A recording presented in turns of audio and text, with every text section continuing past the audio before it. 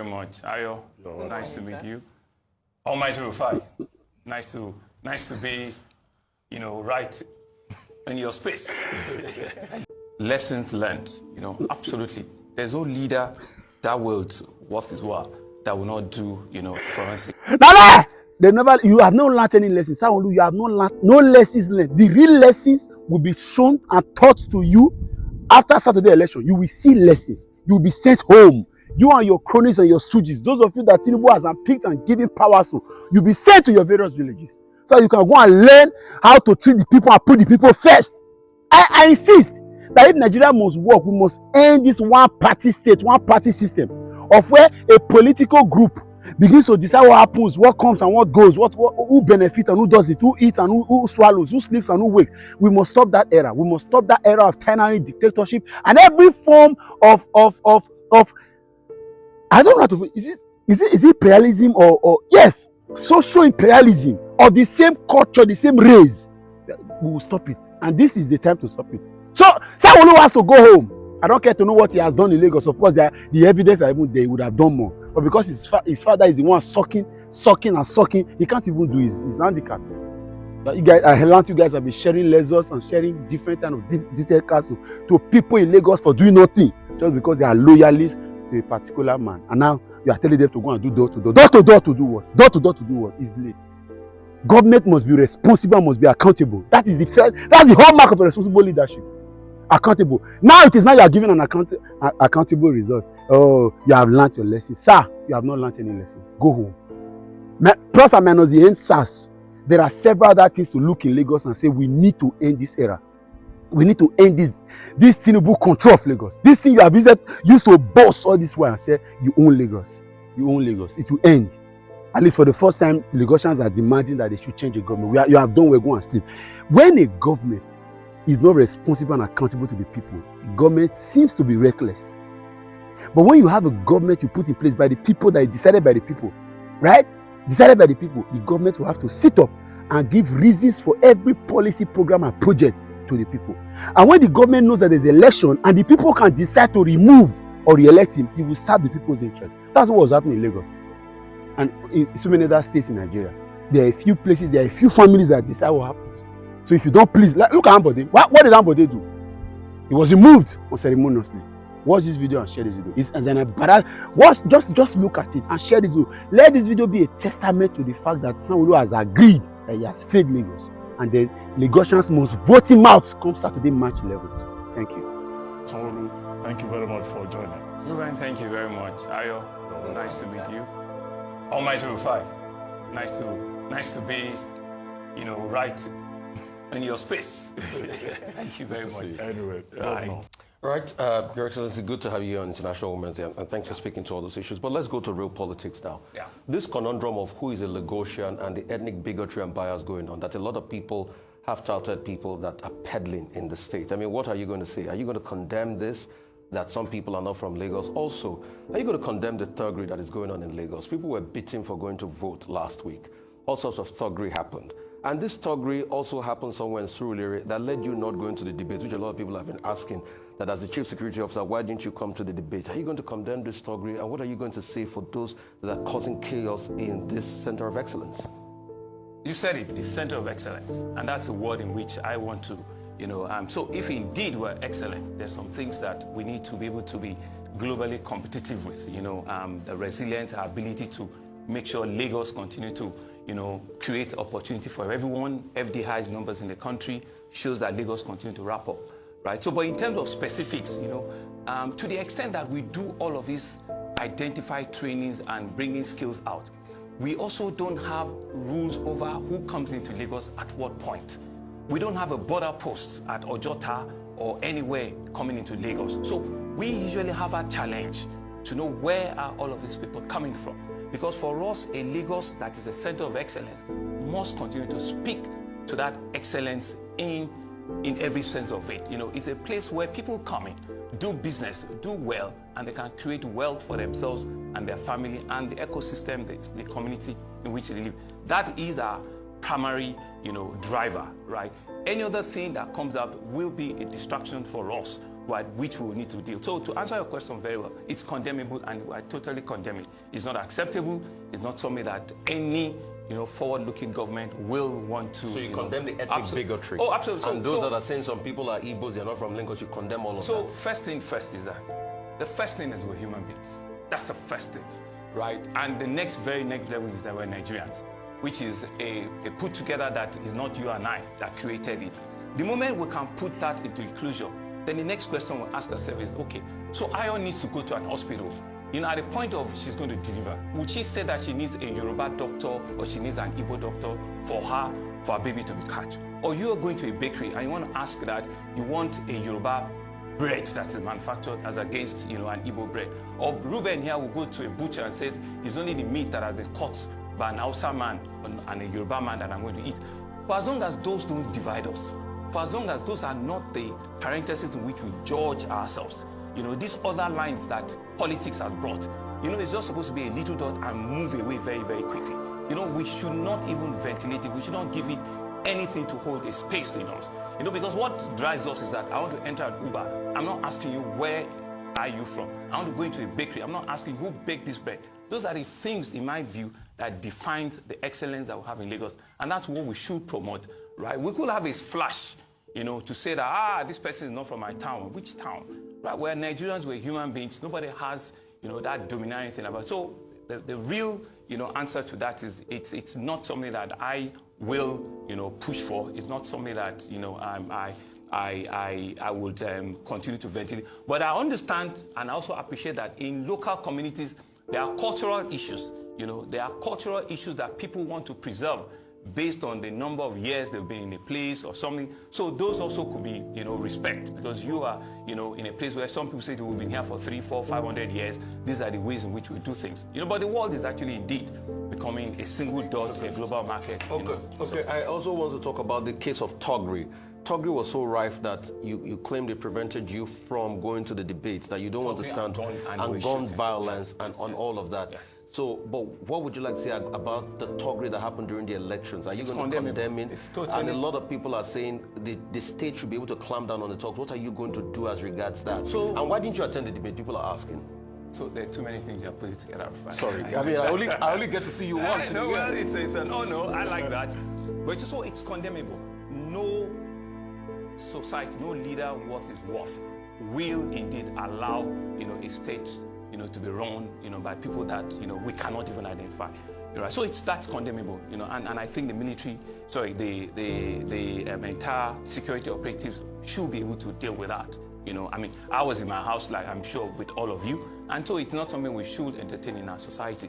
To ask the question around why did I, it would have been nice if Arise have invited me, I probably would have turned up, but and I did that, and I put out a statement, and I told the organizers that if you want to be in a leadership position to run the 6th largest economy, right, in Africa, there are some rules that you should not be found.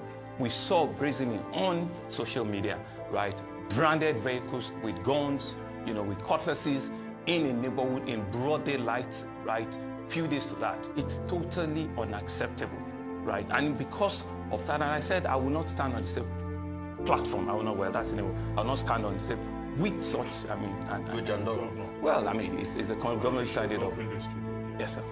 Somebody sent a message, said Labour Tsunami has forced Sanwo Olu out to start talking to the media. And I guess the person was referring to the fact that the presidential candidate of your party, now president-elect, lost to Labour in Lagos State.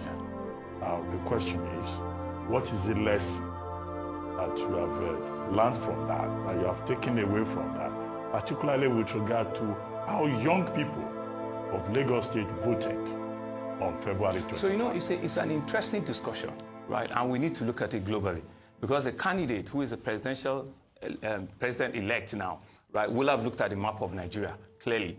Lagos is one of his base.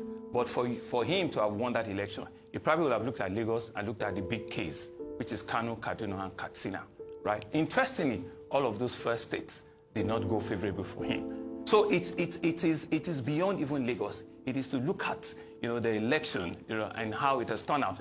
And that's what even historians and political discussants need to also further, dimension. But for us, in 1 week, we've been able to identify and look, critically as into what went wrong, right? And some of them were not just chipping it, right? The Muslim ticket, played a role because we knew that there were a lot of this. Lagos is also center of, a lot of Christian, population and rest, and we had information, so it's there, right? The other reasons are some people say that from their own ethnic nationality, this is the first time they're having a song on the ballot. So, it's good, it's not good, now my Peking, I'm going to go ahead and deal with it. So we cannot fault anybody. That's the beauty of democracy. The third reason is that we ourselves have our own internal wrangling and we have our own internal issues that we're not able to resolve, or we haven't resolved fully, before we went, into the election. So in my view, these are some of the things that has indeed affected. And you also, you've also mentioned, the issue about the youth, right? It's also not something that we should play down on. But for me, the real conversation is if we claim that Lagos has 6.7 million or thereabout voters that have collected PVC, so why do we have only less than 20% voter turnout? So those are the main things that we need to also critique, and find out what do we need to do additionally for people to want to come out and exercise their civil, duty. It's a national call, right? It's not an APC or a Labour or a PDP thing. It's a national, assignment that we believe our citizens must be able to respond. Why? Thank you. So, very quickly, when we talk about young people, when we look at the legacy of the first 4 years of the Governor Sanwo Olu administration, you talk about infrastructure, you're big on that. You talk about what you've done in maternal mortality. But one thing that the young people talk about is your response to the EndSARS protest. Lagos State was the epicenter. I'm sure you didn't imagine that you'd come for an interview and not speak about that. That's okay. Because that's one of the grievances of the young people and why they say they're not going to vote for you on Saturday. So, in terms of the role that you played, are there lessons from how you handled or responded to the young people's agitations for EndSARS in 2020? Hold on a second, sir, please. And also, in responding to that, what would you have done better? Because the young people are listening, it's big on their hearts, and so they want you to speak to them as their chief executive officer, how you would have handled their agitations perhaps better because they felt that you put them in a very precarious situation and that there's some error that you denied that actually happened. And the second part of that question is on security.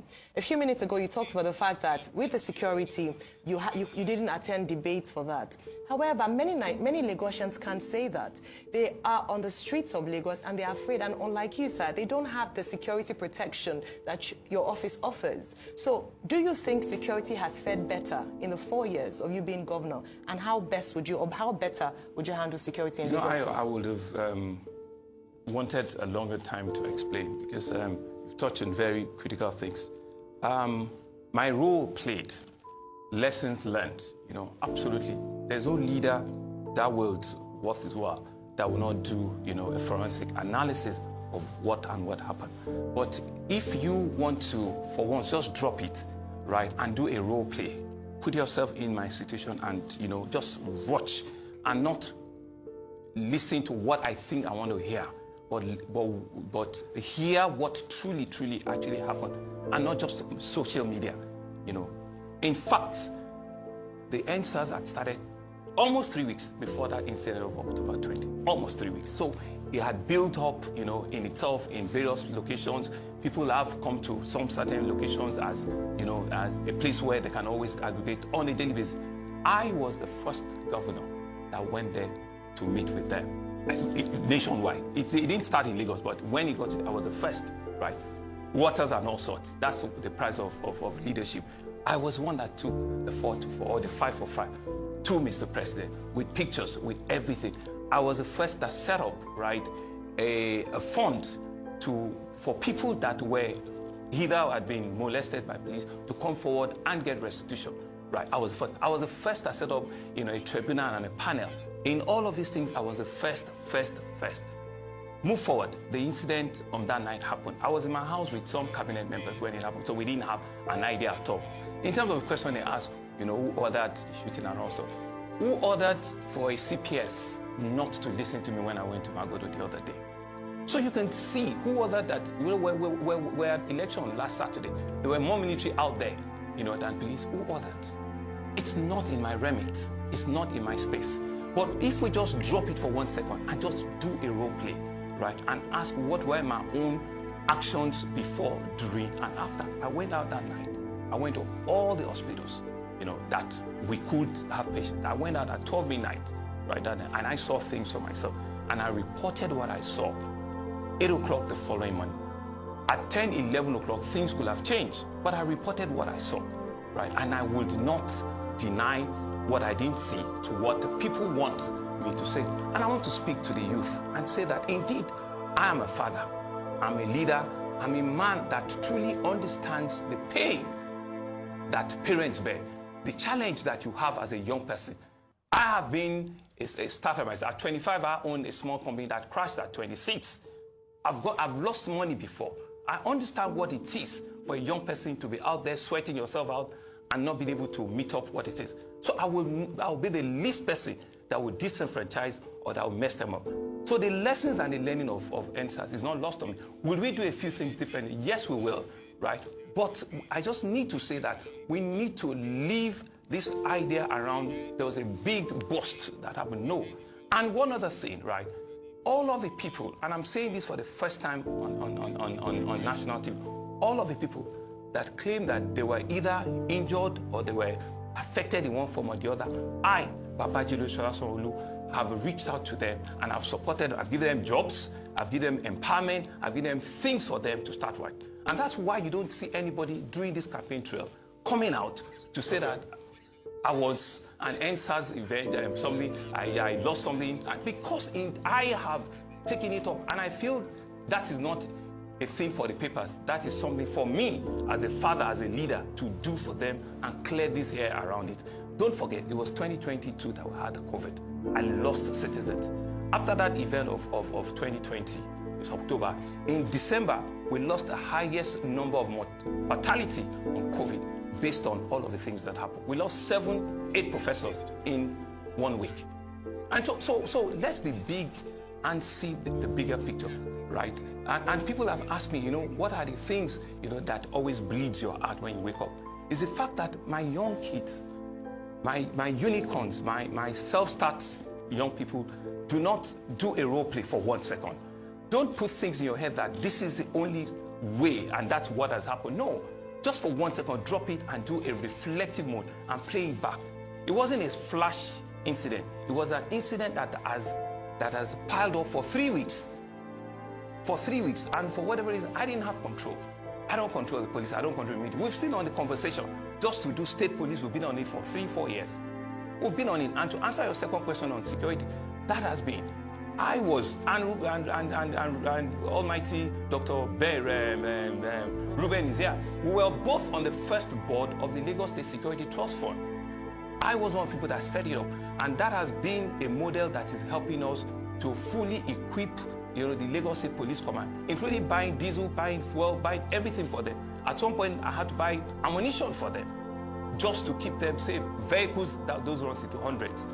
That's the minimum I can do. Encourage them, but for them to do the policing, that's their role, right? And for as long as it's still a national, health agency with just a small dotted line with me, there's not a lot that I can do.